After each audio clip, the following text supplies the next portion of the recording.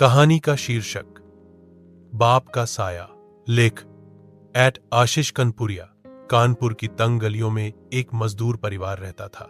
रमेश एक ईमानदार और मेहनती आदमी हर सुबह अपने झोले में एक सूखी रोटी लेकर शहर की इमारतों में मजदूरी करने निकल जाता था। उसकी जिंदगी का मकसद बस इतना था कि उसके बच्चों का भविष्य उससे बेहतर हो।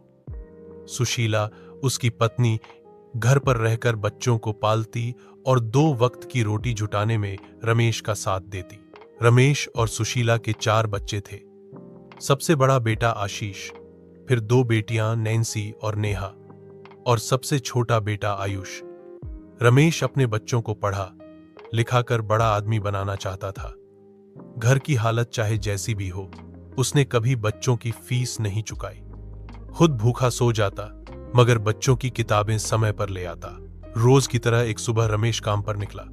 मौसम गर्म था, सूरज सिर पर था और शरीर थक चुका था, पर जिम्मेदारियों का बोझ इतना था कि रुकने का समय नहीं था। उसी दोपहर अचानक रमेश को सीने में तेज दर्द उठा। वो जमीन पर गिर पड़ा। पास खड़े मजदूरों ने उसे अस्पताल पहुंचाया, लेकिन डॉक्टर ने कहा बहुत देर हो चुकी है, हार्ट अटैक था। खबर जब घर पहुंची, सुशीला की तो दुनिया ही उजड़ गई। बच्चों के सामने खड़ी मां टूटकर बिखर गई, पर आंसू पीकर खुद को संभाल लिया। आशीष उस समय सिर्फ 16 साल का था।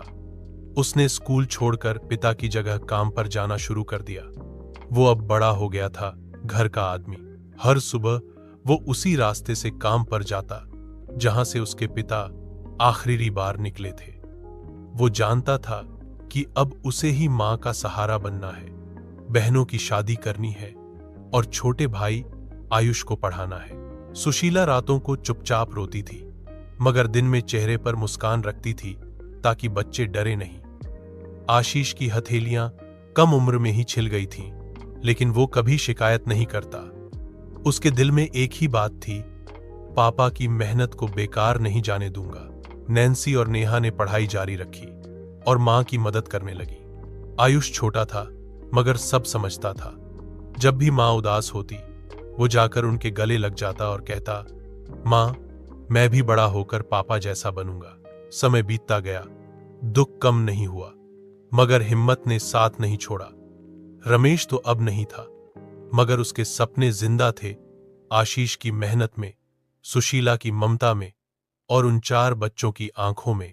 आज भी कानपुर की गलियों में जब कोई बच्चा अपने बाप की उंगली पकड़कर स्कूल जाता है, तो लगता है रमेश कहीं पास ही मुस्कुरा रहा है, अपने आशीष के रूप में जिंदगी की लड़ाई जीतकर। समाप्त।